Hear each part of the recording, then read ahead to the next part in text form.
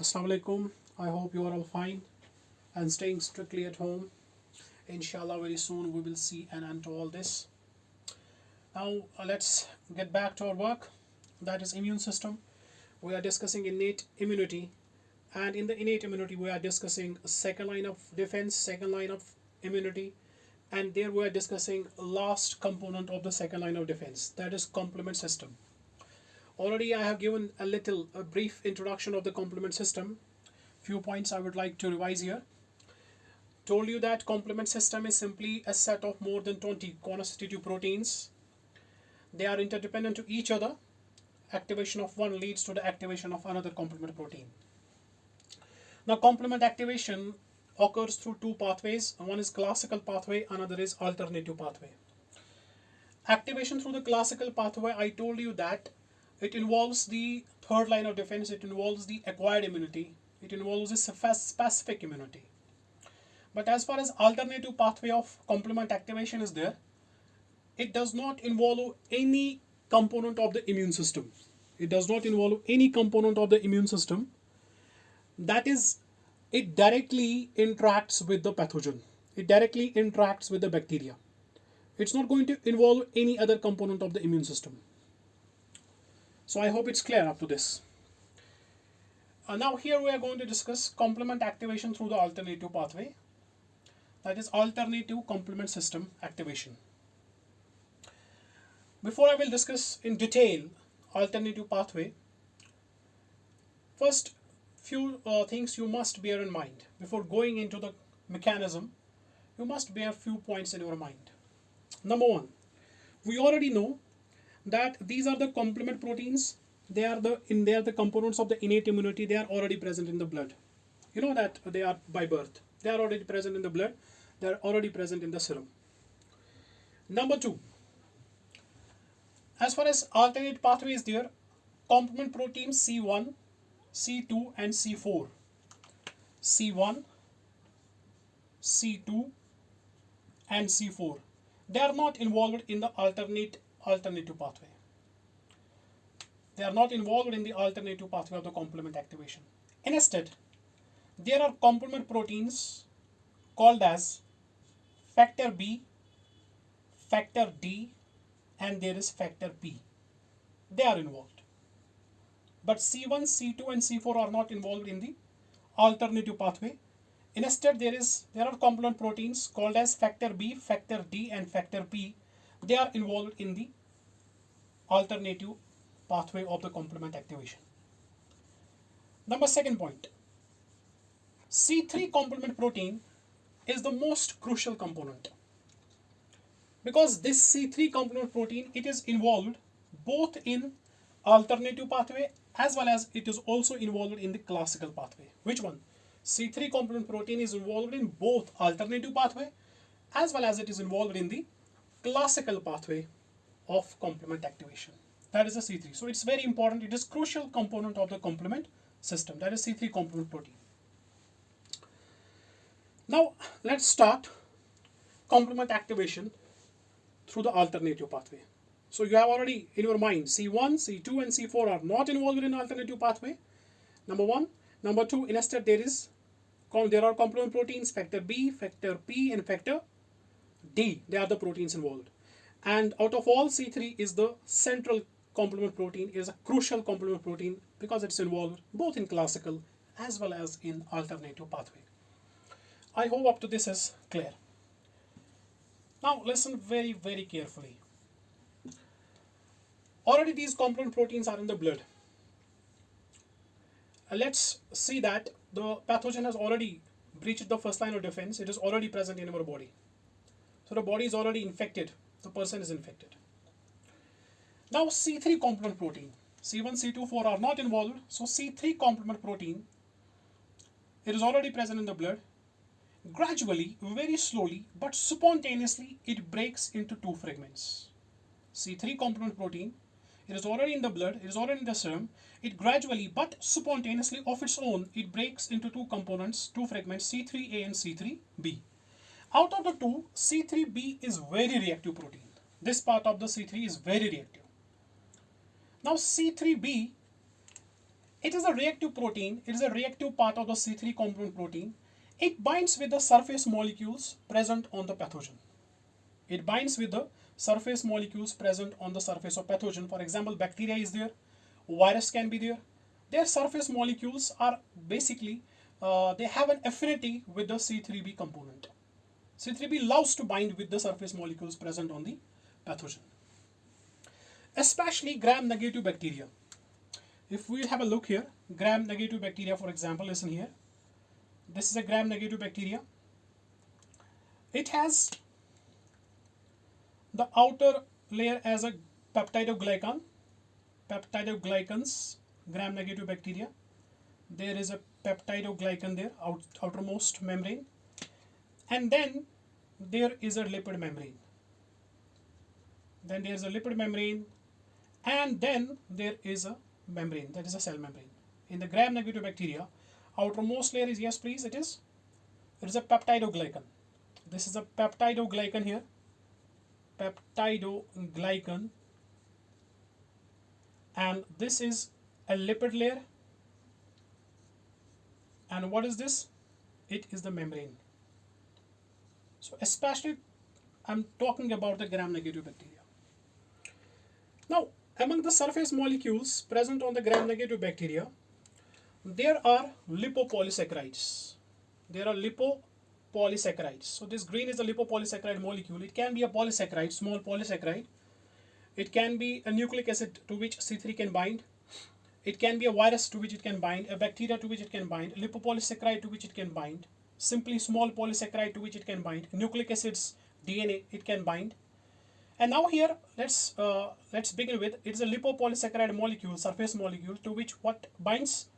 C3b fragment of the C3 complement protein binds.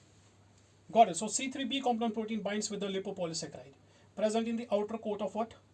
Gram-negative bacteria especially.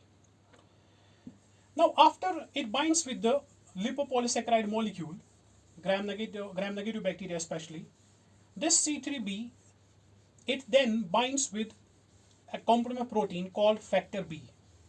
Here it is. It binds with a complement protein called factor B here, and resulting into the complex that is called a C3bb. You can understand C3b in combination with the factor B, complement protein C3bb. Got it? Now, very important. This is another protein, complement protein called factor D. This factor D is acting as an enzyme.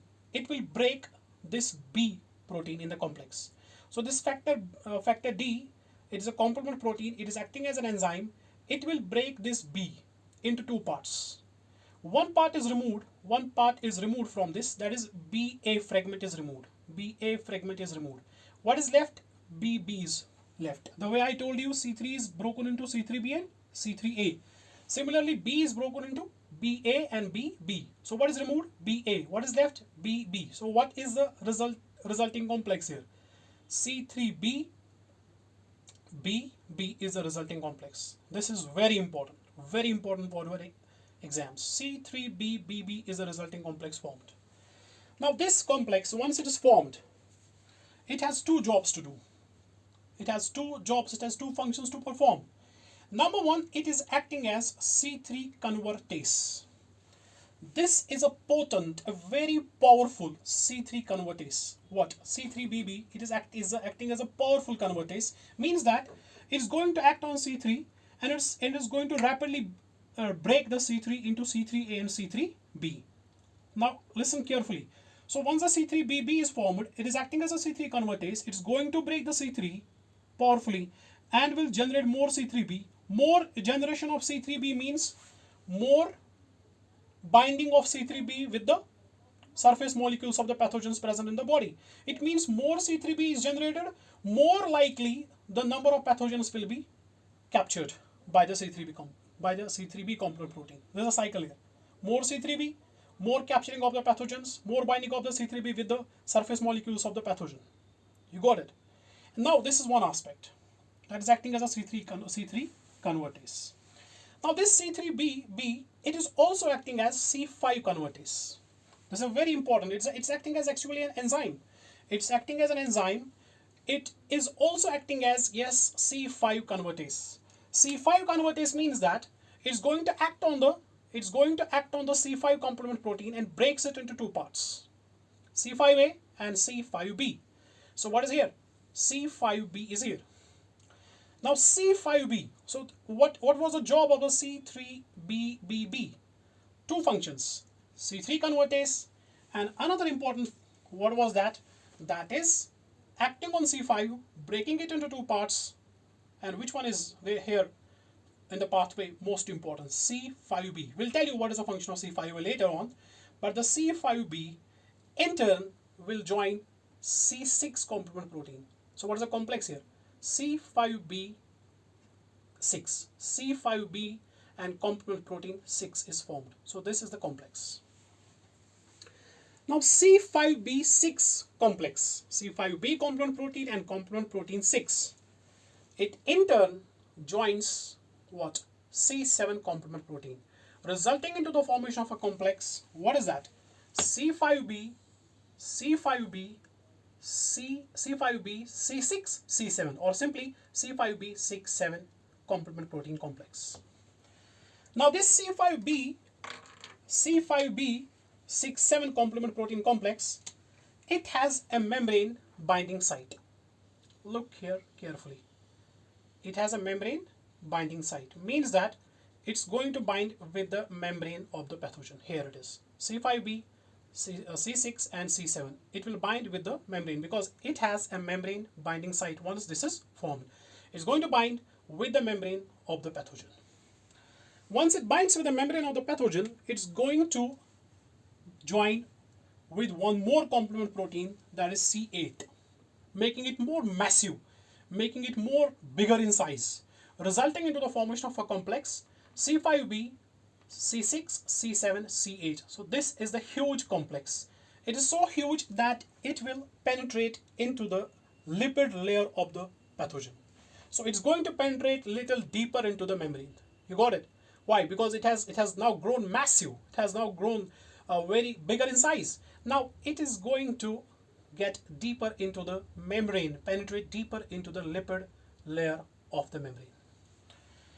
Now this complex, C5b, 6, 7, 8, C5b, C6, C7 and C8. In short, 6, 7, 8. You got it?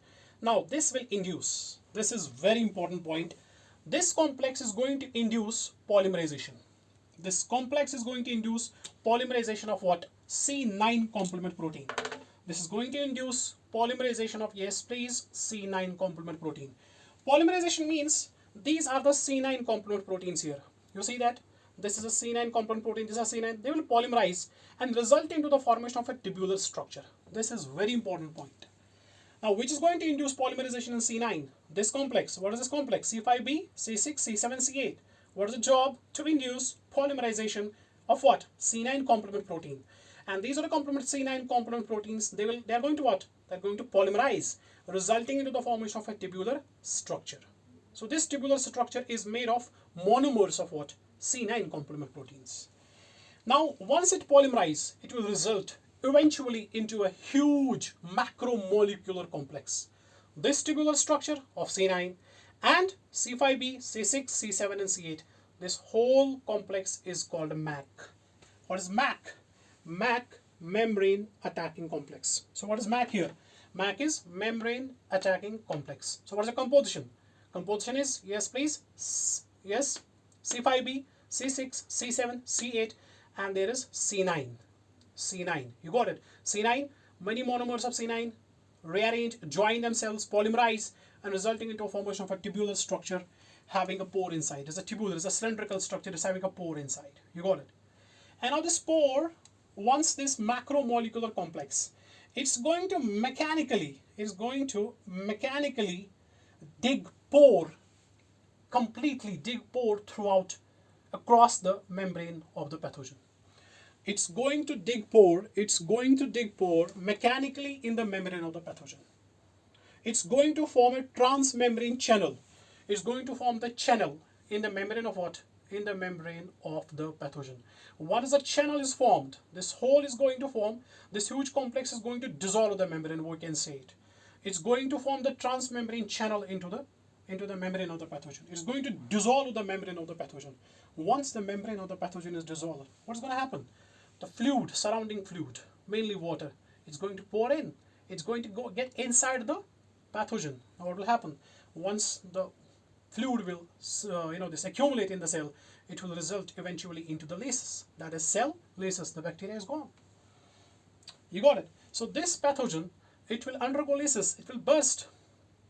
It will undergo lysis, and that's the reason we can call it cytolysis.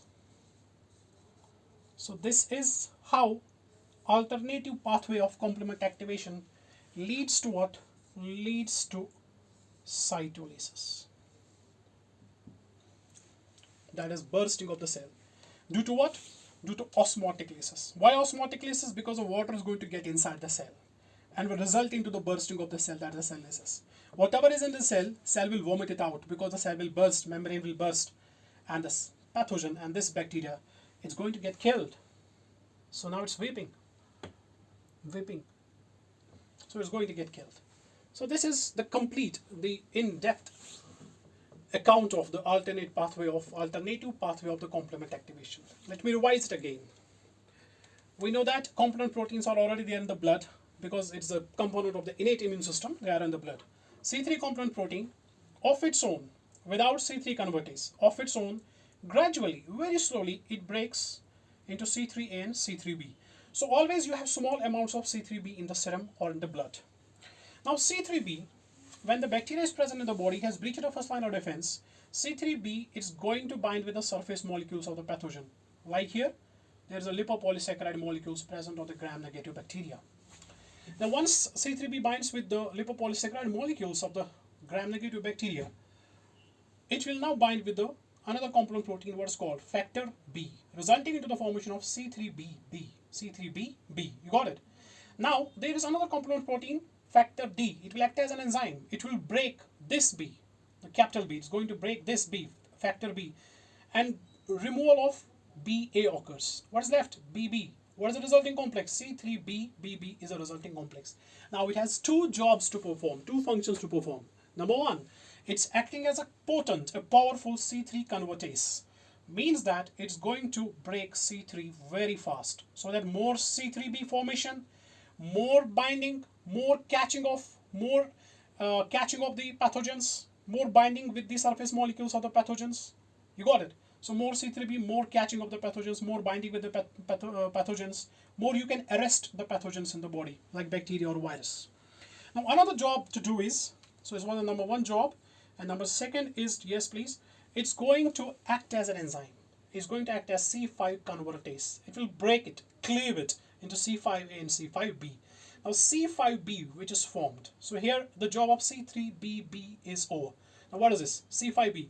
It's going to join with C5B6. That is a complement protein 6, forming C5B6. In turn, C7 will join. What is the resulting complex? C5B67. Now C5B67, it has developed a membrane binding site. So it's going to come and bind with the membrane. You got it? On binding with the membrane, another complement protein joins the party. What is that? Complement protein 8. What is the formation? Resulting formation? C5b 6, 7, and 8. This complex is very important. It has now grown massive in size. You got it? Now it's going to penetrate into the deeper layer of the membrane. It's going to penetrate in the lipid layer of the membrane. Now what it is doing, it is inducing polymerization of C9. C9 monomers will join and form a tubular structure with a hole inside. Cylindrical structure, you got it? Right? This tubular structure in combination with what? C5b, 6, 7, and 8 forms a huge macromolecular complex. That's called a MAC, membrane attacking complex.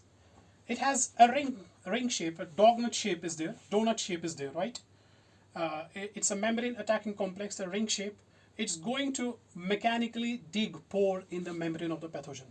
It's going to mechanically dissolve the membrane of the pathogen. And once the membrane is dissolved, once the channel is formed in the membrane of the pathogen, what's going to get inside the cell? Surrounding fluid is going to get inside the cell. What it will do? It will lead to the lysis of the pathogen of the cell. Of course, you can call it cytolysis, that is the bursting of the cell. This is how the pathogen is killed. I hope it's clear. Now let me tell you one important point here. This is here. Now once you are discussing alternative pathway, this is very important. which is going to act as C3 convertase. It is C3BB. It is going to act as C3 convertase. C3BBB is going to act as C3 convertase.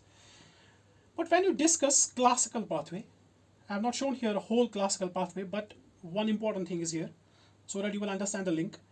Once you understand the classical pathway, in classical pathway, what is formed eventually? The way here, what is formed is C3BB. In the classical pathway, what is formed? C4B2B is formed. This complement protein complex is formed C4B2B. This is going to act as C3 convertase. So here, what is going to act as C3 convertase? C3BBB. You got it? And what is going to act as a C3 convertase in classical pathway? C4B2B. So it will act here on the C3 and will break it. So it will act here and on the C3 and will break it and result into formation of C3B. I hope it's clear up to this. You understand? Because from C3BB and C4B2B, the pathway is common. So this will also eventually lead to the formation of MAC. Means if we go with the classical pathway. But how it is formed, the story is different. But once it's formed, eventually C5, that is C3BB here and C4-2B here, they are going to act on C5. You got it? And the rest of the mechanism is same.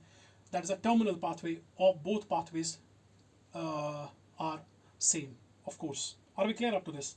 Now this is the very important pathway, how complement activation occurs through alternative pathway and how this pathway leads to the elimination of the pathogen or bacteria, or we can say a virus. I hope it's clear up to this. Now one important thing is there. I would like to tell you that also. That is, the complement proteins, they have other means also to eliminate the pathogen. What are the means? Let me tell you that also. That is the another important thing, how the other means to eliminate the pathogen, to get rid of the pathogen. What are the other means? The other means is basically opsonization. Now what opsonization is? What is opsonization? Let me tell you in detail. Opsonization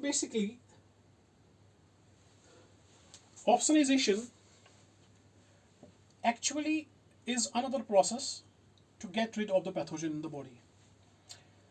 There are important proteins, important molecules, which you can call as coat proteins or you can call as opsonins. Any substance, any protein which enhance the process of phagocytosis, we can call that protein as opsonin, or you can call it simply as coat proteins. Any substance, any protein which enhances the process of phagocytosis, that substance is called as, yes, we call that substance as opsonins, or you can call that substance as coat proteins. And this enhancement of the phagocytosis by the opsonins or coat proteins, we call this process as opsonization. We call this process as opsonization. I hope it's clear. We call this process as opsonization. And now one thing more is there. This opsonization is sometimes also called as immune adherence. What do you call? You call it immune adherence, or you can call it opsonization. I hope it's clear. Now, what are the proteins which act as opsonins or coat proteins? Here is a component protein C3b. C3b component protein. Before I will discuss this, let me tell you one important aspect here.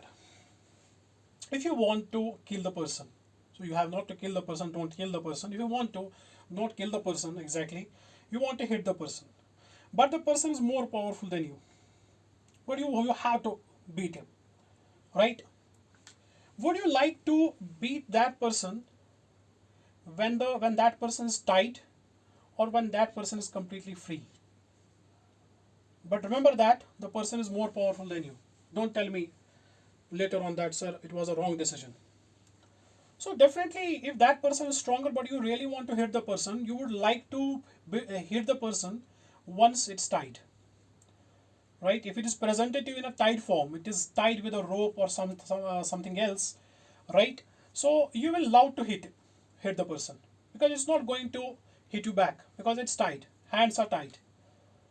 So you would you would like to hit the person you hate and who is more powerful than you. You would love to hit that person once that person is tied with a rope or by some other means. You got it. So it will enhance hitting by you, right? Similarly, there's a complement protein here. This complement protein, it has a receptor on the pathogen. The way I told you, lipopolysaccharides are there. Complement protein C3b on one side, it binds with a receptor on the bacteria. It binds with a receptor on the pathogen, for example, bacterium is here. You got it?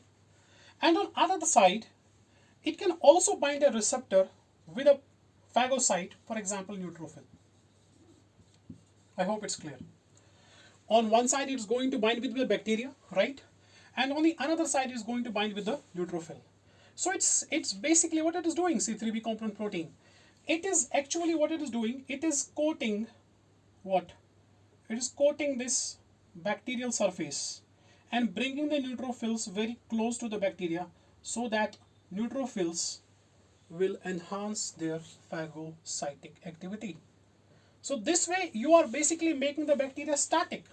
This bacteria is not going to run away. Why? Because it's now bound with the C3b on one side, and on the other side, what's bound there? Neutrophil.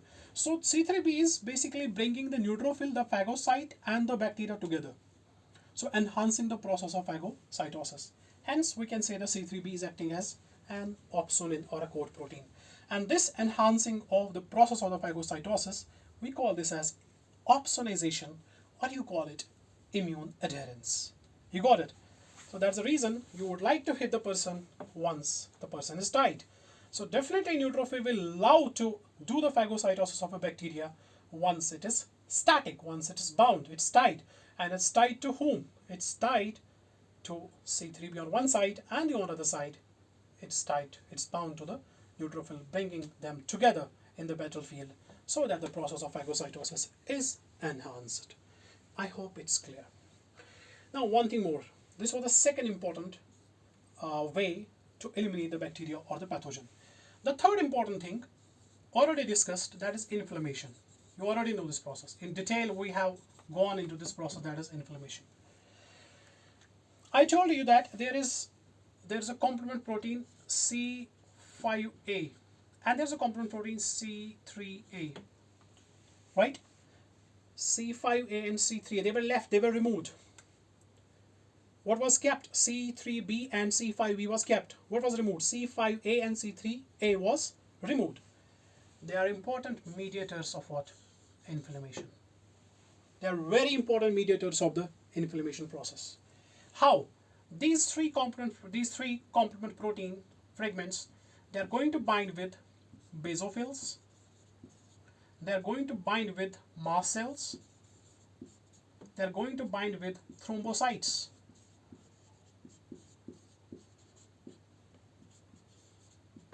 Basophils, mast cells, and yes, thrombocytes. And in response to the binding, they release a vasodilator. What is that? That is histamine. So what will happen? Now histamine will do, yes, vasodilation. You already know the process. And then what will happen? Permeability will increase. You got it. And then what will happen?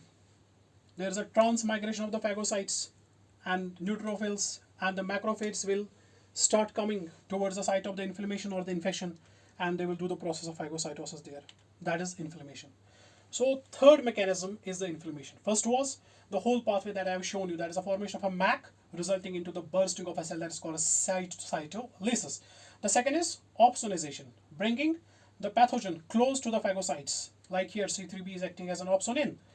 And third is inflammation. C5a, C3a, they are going to act on basophils, mast cells, thrombocytes, and in response to it, these cells are going to release histamine, and histamine is a vasodilator. So vasodilation and increase in the permeability, right? Protein-rich fluid move towards the site of the inflammation or the infection. Then there is of course the transmigration of the phagocytes, neutrophils, and macrophages. They will reach at the site of the infection and start the process of the phagocytosis. That is inflammation. I hope everything is clear.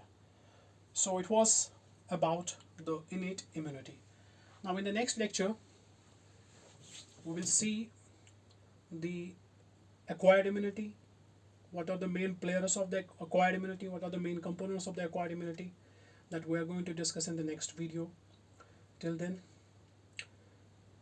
Allah Hafiz, take care and read as much as you can. This is the time you can utilize to clear your concepts, to enhance your knowledge so that you can hit your target very hard. See you in the next video. Allah Hafiz.